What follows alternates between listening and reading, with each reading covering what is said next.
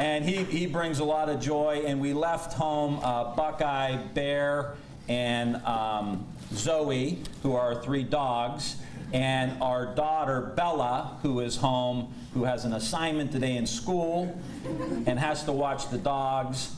And I know that that's why she's the valedictorian of her class, because she stayed home to do her homework. And me and Mason would have been like, we're going to Columbus to have a party, right? But Bella stayed home.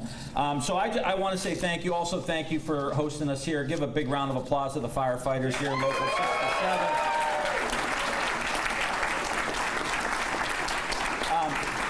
My dad is here, my stepmom, Papa Ryan, and Grandma Marcy are here. Thank you. And my older brother, you know, typical Ohio brothers, right? There was not one sporting event growing up where we were playing each other that didn't end in a fight. He says he won them all. I said I won them all. He won them all. But he has been my defender, my friend, my confidant, my role model in all aspects of my life. He ran my first 2 political campaigns. I wouldn't be on the stage if it wasn't for my brother Al. So if you can give him a round of applause.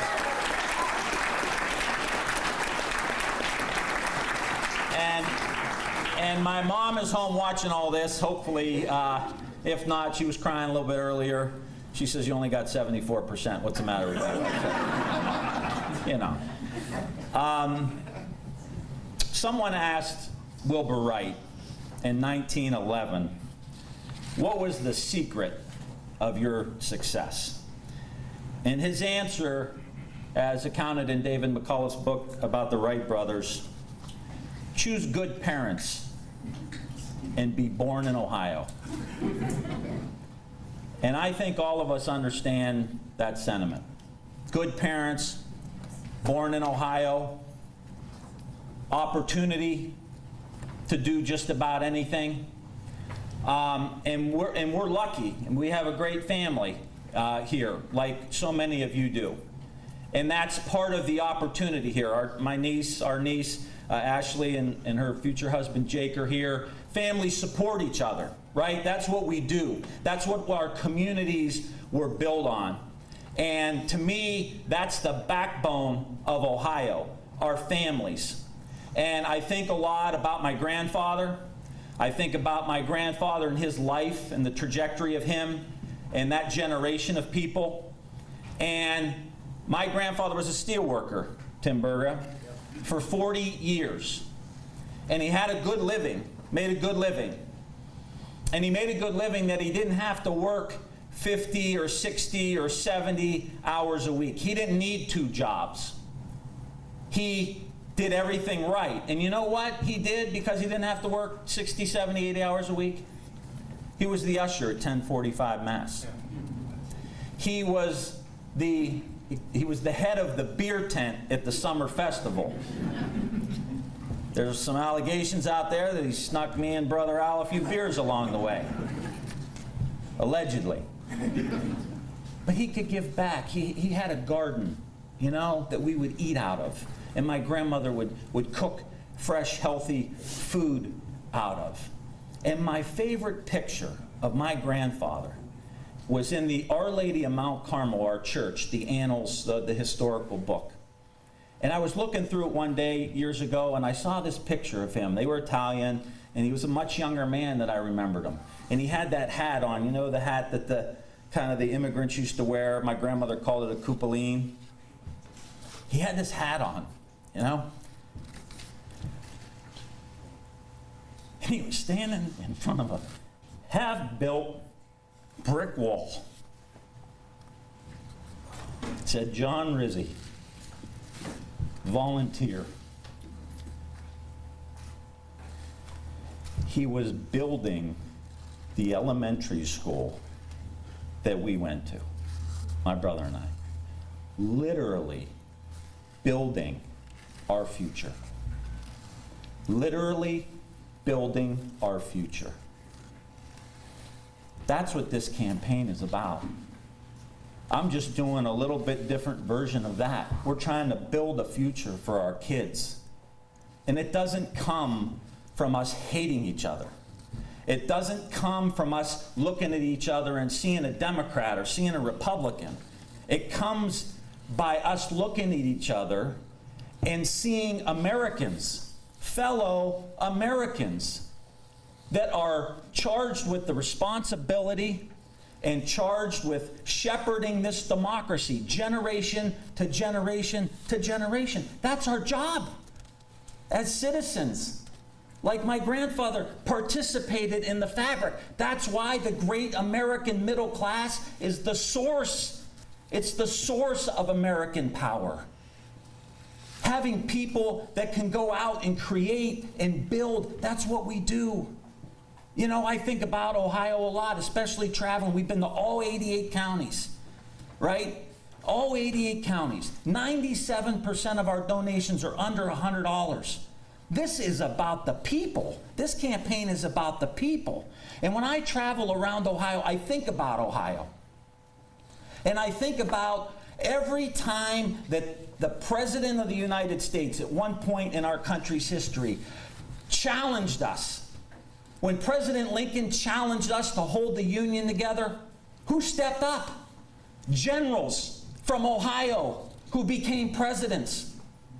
When FDR said, we have to build the arsenal of democracy. We need our young men to go out and serve, and we need our women and our moms to come into the factories. Who stepped up? It was Ohio. Ohioans. We did. When President Kennedy said, we got to go to the moon in this decade, a challenge that was outrageous. It was outrageous. Who stepped up? Ohioans. Who were the astronauts? Ohioans. Who built the rockets and the component parts? Ohio. We did. We did. And right now, we're coming out of the pandemic. We're coming out of the great economic collapse. There's a war. The issues of freedom are all across the globe. Here at home, just today, we saw an issue of freedom, right? Average people working their rear ends off, trying to make ends meet, fighting, biting, scratching, pinching, clawing, right?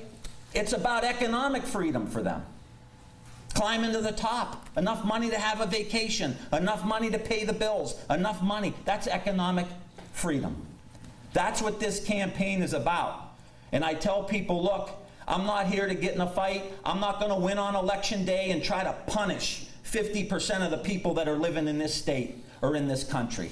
We are here to heal. We are here to become Americans. We are here to come together. And I want Ohio to be the economic powerhouse of not just the United States, but of the world. I want us to be the builders again.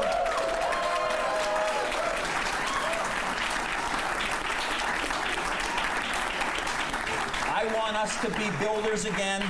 I want us to dominate the electric car industry. I want us to dominate the battery industry. I want us to dominate the electric truck industry. I want us to dominate the chip industry, glass industry, energy in Southeast Ohio, aerospace in Southwest Ohio.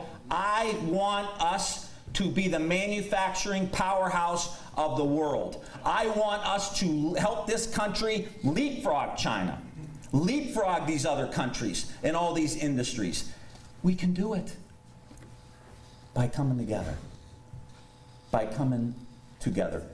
I am certain, I am absolutely in my bones certain that we can do this if we come together. And it's not about finding our differences. It's not about hate. Now, I'm 6'4", an old football player. I'm telling you, we have to care about each other. We have to love each other. We have to care about each other. We have to see the best in each other. We have to forgive each other. We have to show some grace. And we have to put workers front and center in the economy in the United States of America, not the hedge funds, not the banks.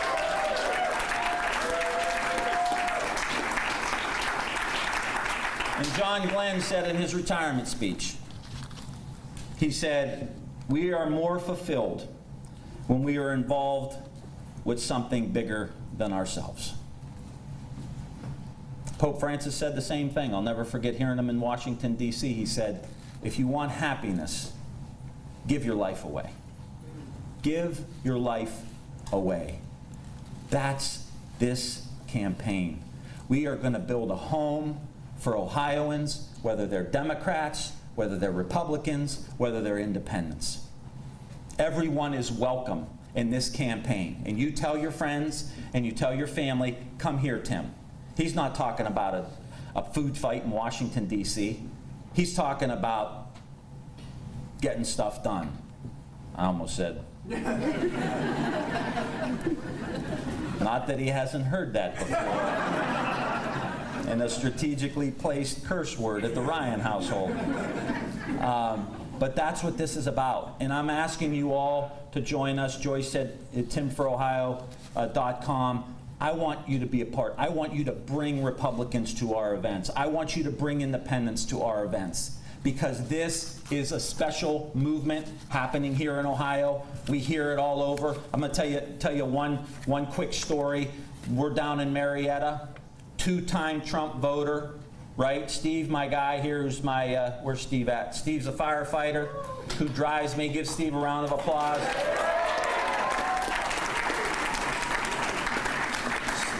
Steve picked me up one day, and I was 15 minutes late. And I said to Steve, I said to him, 15 minutes late, that's not bad for a congressman. He said, that's really bad for a firefighter. And we go down to Marietta, and we meet a guy who voted for Trump twice, lifelong Republican. I talked about beating China. I talked about manufacturing. I talked about building things. I talked about infrastructure in Marietta. He got done, and he said, this is the most refreshing political conversation I heard in 5 years. I'm voting for Tim Ryan because I'm tired of all that. So let me just say, the work is just beginning. The fight is just beginning. We're going to heal the country, heal Ohio, and in turn, heal the United States of America. And I'll tell all of you what Bobby Kennedy used to say at the end of all his campaigns during his brief tenure running for president. I do not promise you ease. I do not promise you comfort. But I will promise you these. I'll promise you weariness. I'll promise you hardship. And I'll promise you sacrifice. And with these, I will promise you victory. Let's go. Let's make this happen. Let's get this seat. Let's put workers first. Let's put the takers to bed and put the makers back in place. I look forward to joining Sherrod Brown in the United States Senate. Thank you so much.